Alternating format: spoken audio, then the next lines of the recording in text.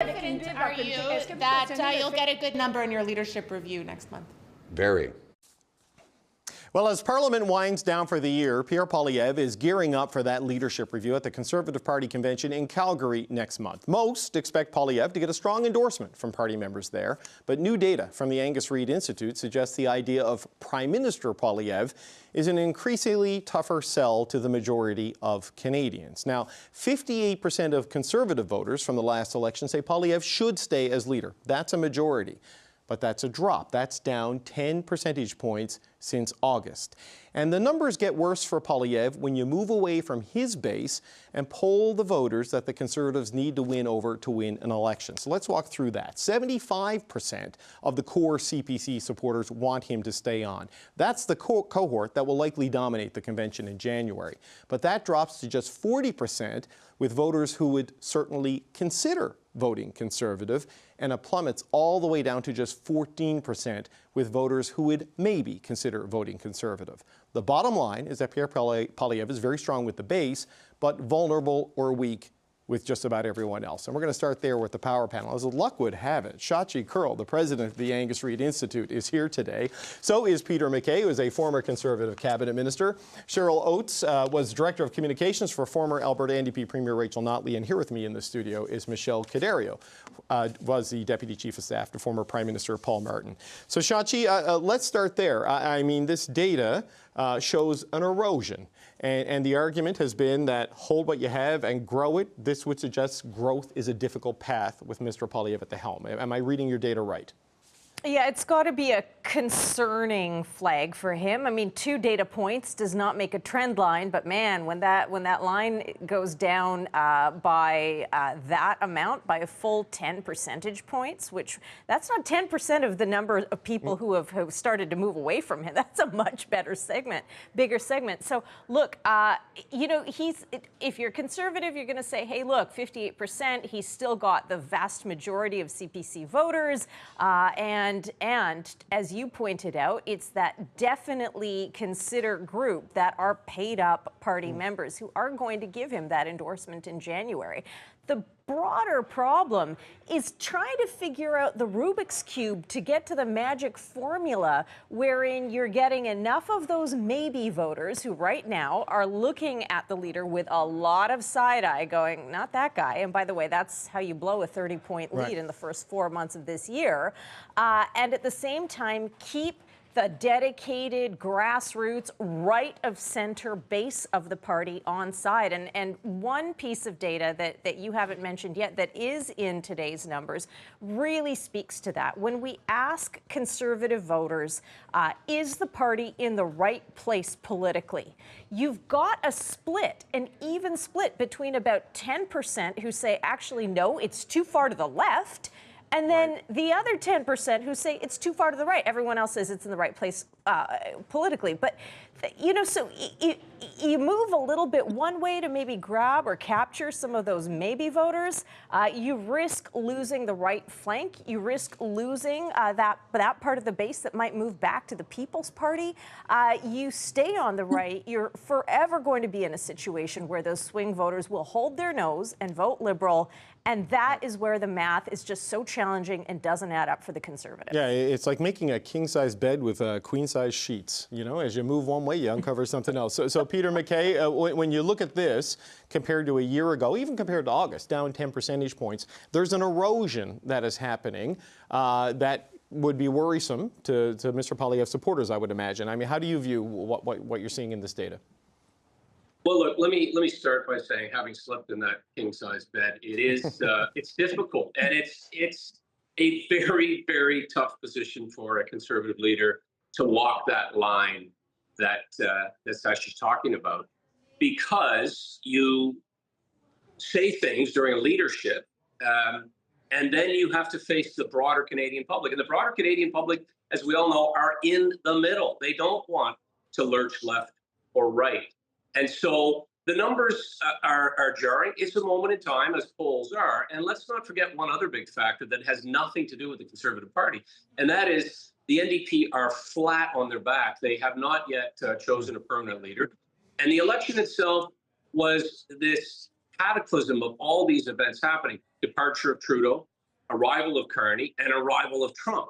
And that hole that opened up in voting intentions swallowed that 30-point lead that Pierre Poilievre was enjoying. So he's going to win his leadership review. In my opinion, I think that's a certainty. Yeah. He has time to recover and recapture some of that middle ground, which I think is where he has to fish, to use a good Newfoundland expression, where those fish are. And he's going to have to bring the party with him. Because right now, in my view, Mark Carney continues to rip pages out of the Conservative policy book and occupy part of the ground that the Conservative Party has to occupy if they're going to win a national election. And that electability factor comes out in that poll as well. There has to be attention given to getting a Conservative Prime Minister elected. And that is becoming a sense of urgency. Ask the previous three Conservative leaders. Right. So Cheryl, I just want to ask you something about the data, but also I want to point to something else because this jumped out at me today. This is a column in the Edmonton Journal, and it's from a pretty conservative author, Lauren Gunter, saying Poilievre Conservatives favor stunts over substance, and it's hurting them. And that was almost word for word what the Liberals were saying about the pipeline vote this week, right? That they sort of said, this isn't a serious thing and this isn't a serious guy. I mean, when the Edmonton Journal and columnists like Gunter are writing things like that, I mean, what does this say about where the universe has shifted on the Conservatives? Well, I mean, if you have spent any time following Lauren Gunter, you know that it would be hard to pull him off his conservative ideology, which is typically the space that he writes from. And so I would say that's a pretty meaningful column, and that there are other people in his world, in the Conservative universe in Alberta, who are feeling the same way, that the Conservatives have these opportunities to oppose on things that matter to Canadians. And when the Prime Minister just signed a pipeline MOU to move forward a pipeline that Albertans are excited about, maybe this isn't the right spot for that. In regard to the data, there was two big takeaways for me that previous panelists have already mentioned. One is, when you have numbers like that in the definites, where you have the majority of the definites in the supporting category saying they like Poilievre and they would like him to stay on as leader, obviously he will be just fine in his leadership review unless something drastic changes between now and then. But the big thing is those maybe universe, which, we talked about, Sasha talked about how, they have to find their spot as Conservatives, where people feel like they're not too far left or they're not too far right. That is a problem for every party, everywhere, all the time, just to find that sweet spot. The part that you can't, that is harder to control is whether people like your leader. And when you look at that maybe column where people are saying, people who are maybe open to supporting the Conservatives say they don't like Poilievre, and half of that 60-something% say they really don't like Poilievre, that is a leader, based on those numbers, that is unelectable as the Prime Minister of Canada. And that will be a harder problem for the Conservatives to solve. So Michelle, Peter MacKay talked about, the urgency to elect a Conservative Prime Minister. Did Canada do that? Did Canada do that on April 28th, to some degree? Because, Mark Carney has back to where things were when you worked for Paul Martin in a pretty substantive way. And, the red Tory, blue Liberal sort of mythical sweet spot, that's certainly where the polling would suggest he has landed. I mean, that makes it, how much of a challenge does that present for Mr. Poilievre to get back to the competitive position he was in a year ago? Well, it is quite one. When you look at those numbers, what it also says to me is there's a comparator there. And especially for those maybes, like the hardcore are the hardcore and they're going to be with him. But for the maybes, they're actually kind of looking at him versus, the Prime Minister, because that's the choice. And they're getting to know the Prime Minister, who kind of came onto the scene and all of a sudden, and people kind of took a gamble, perhaps, because they liked his credentials, they liked what he was saying. But now they're getting to know him through his actions. And to me, that says that's softening up even more of that vote. The Liberals are talking about jobs. They're talking about the economy. And it is a comfortable space for many of us, and certainly for this Prime Minister. And it's a necessity here in this time and in terms of what Canada's facing. And I think, so much of this is actually the Prime Minister filling that void.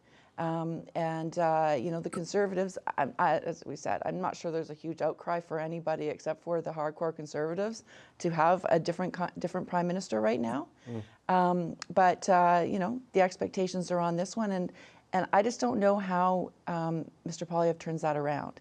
He's had high negatives for a very long time. he had high negatives even when Justin Trudeau was the leader, and now it's just kind of further cemented even more. People know who this person is, and I think they've decided.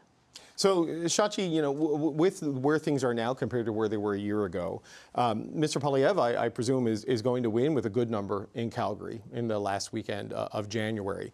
But, he's not in this to be a long-serving leader of the opposition. He wants to be the Prime Minister. Where is the room and the opportunity to get back to that position? Because a year ago, it seemed inevitable, and it's not. So, what does he need to do to make it conceivable again? Well, and to go to Michelle's point, it's all about the comparator. A year ago, it seemed inevitable in the face of a prime minister who had been around for 10 years that people were generally quite tired of. And things like at some point, wasn't it around this time last year that we were all going to get $300 back for Christmas or something? People were done with Justin Trudeau. And so when you have a situation like that, the mediocre guy shines by comparison.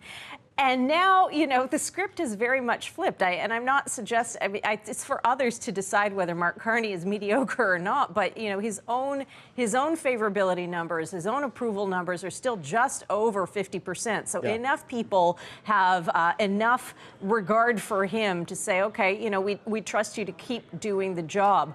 The big questions are, where is Mark Carney in a year on the deliverability of these major projects, and to what extent do Canadians care?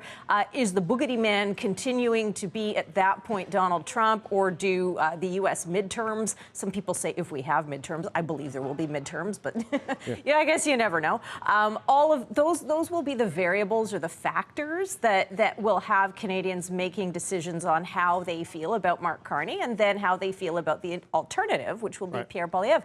But the big thing for Pierre Poilievre is time. It's been a minute. The election was in April, and Mr. Poilievre has not shown that he is really capable of taking on the assignment of trying to work on his likability and favorability and keep at it in a sustained way for any long period of time. He has a couple of good days, and then it goes back to bad days in terms of the way people who are not absolute hardcore conservatives perceive him. So the big question is, does he want to take on that assignment, or ideologically, does he just want to stay where he is? And then alternatives on the conservative side. You hear rumblings about Jason Kenney. Will there be others who emerge and say, look, you may have survived this leadership review in January, but we don't think you're the guy to go to the big dance in the next election? Yeah, look, a year ago, we were counting down to the fall economic statement and parsing rumors that Mark Carney would join the Justin Trudeau cabinet as the finance minister, so a lot has changed. but Peter, as Shachi said, Mr. Poilievre was poised to win a big victory against a prime minister who'd been around for 10 years with Justin Trudeau. I don't think either him or Mark Carney will wait until 2035 for circumstances to change. So in the time that is realistically there, where do you see Mr. Poilievre able to move and adjust to sort of get back to that position where he's viewed as a credible alternative to Prime Minister Carney? Well, I think he's got a year, get through this leadership in the new year, and then I think there is about a year. That's normally the life of a minority parliament, is 18 months, unless we see more movement on the opposition side. But look, I think if Pierre Poilievre shows more of his personal side, and he has had moments when he talked about his upbringing, his family, his very modest, very Canadian relatable roots, I think that helps. I also do buy into this reality that the Prime Minister has made astronomical promises, promises that I think are going to be measured against his own words, whether it's defense investment, turning the economy around. And the big one, let's never forget, the reason I would suggest more than any other that he was elected was he can handle Donald Trump and he will get a trade deal. Well, we'll see. He's 8 months in, and I would say that the trade deal is now further away than it was when he came to office. So those are issues for him. And I previously mentioned, I don't want to overemphasize, but the NDP continue to sort of flatline. That vote eroding the Liberal vote in the future, if they get a new charismatic leader, if people do start to tire of the high promises under delivery, that can affect the government. Governments, as we all know, the old adage, do defeat themselves, but it won't just fall in Pierre Poilievre's lap. He's going to have to address these issues, these doubts, these concerns about, stunts and doing things that are glib or sloganeering. He's capable of it, and he's an effective communicator. But he's going to have to do a lot more legwork to convince women voters in particular in this country that he can be their prime minister. Right. So Cheryl, look, obviously the NDP vote drop in the election was a factor in the outcome, but it actually delivered a lot of seats to the Conservatives in BC and in southwestern Ontario. A big concern for the Liberals also is the Bloc Québécois, according to the latest Léger data set, being tied with the Liberals in Quebec, which is problematic for the Carney coalition. But those things change the top line numbers and maybe seat count, but it doesn't put the leader numbers in a better light. So how do you see the options ahead if you wanted to advise the Conservative leader on how to win back more voters? Well, so far, the CPC has not called me for advice on how to get more people to vote for their leader. I can send your number to the OLO if they want it. So anyway. Yeah, thanks. But if they did, I mean, I would say that in the lead up to the federal election, we did see a little bit of a different side of Poilievre. And granted, this is what happens with many opposition parties. You oppose in the cycle leading up to the election. And then as you try to position yourself as a government in waiting, you have to put forward detailed plans and look like a more serious option for people to consider. And that seemed to work for him in the lead up to the vote. And he should do that for himself again, following, of course, the leadership vote. Because what he's doing right now is totally working for the people that are going to vote in the leadership vote.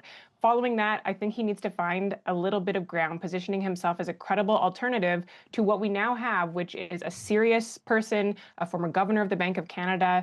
Although Poilievre got lots of support standing up with rhyming messages and rallying people behind him, he needs to be able to show that he can do that, but he can also sit at a table that Mark Carney is sitting at and be the serious government that Canadians need as they think about negotiating the next trade deal with the United States. Plus, he did joke at the press gallery dinner about getting a dog.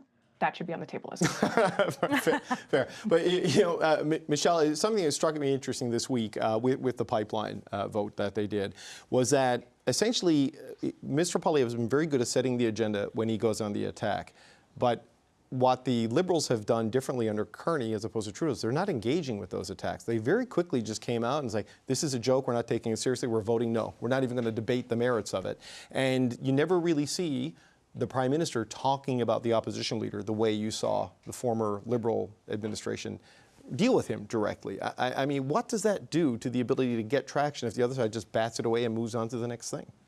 Well, and ironically, I'm not sure they're doing it because they're doing better politics. I think that's just kind of who Carney is, and he just doesn't have time for that kind of stuff, right? He's a serious guy, and he thinks that serious matters should be addressed. And he calls out games quite quickly, and I think that that posture matches where Canadians' mood is. They want to see more than the slogans that Cheryl was talking about. It will be interesting to see if there's a post-January vote for Poilievre and there's some kind of a shift. Although how many times have we talked about this shift that's coming and that he's going to be more personable, and that he's not going to be obstructictionist, and he's going to, be nice and get along with people for, more than 3 days at a time. I'm not sure it's within him. Because certainly there's no evidence of that. Or will he start to have to feel that he has to actually be fighting for his job? Will he get the number that he expects, or that party members expect? And how is he going to position himself to not be cast as the guy who's holding everything up when there's an ambitious agenda going there and not taking the fault for it?